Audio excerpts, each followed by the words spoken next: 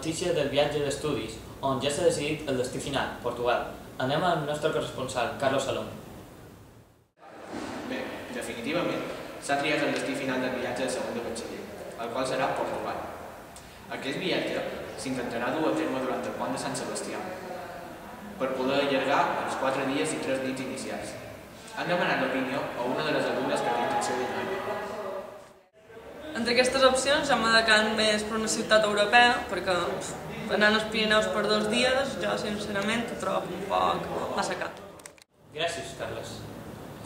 L'institut ha rebut un premi com a exemple de centre mediambiental, al qual van anar a recollir-lo diferents membres de la Comissió Mediambiental.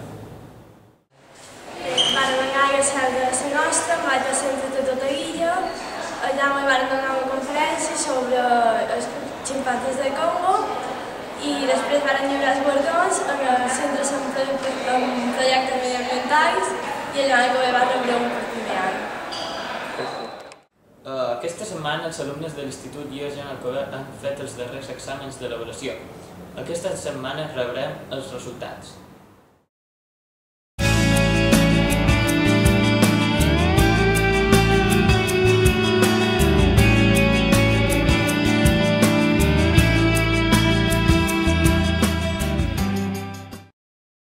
Per acabar, ja s'ha convocat el concurs de relat breus de Sant Jordi.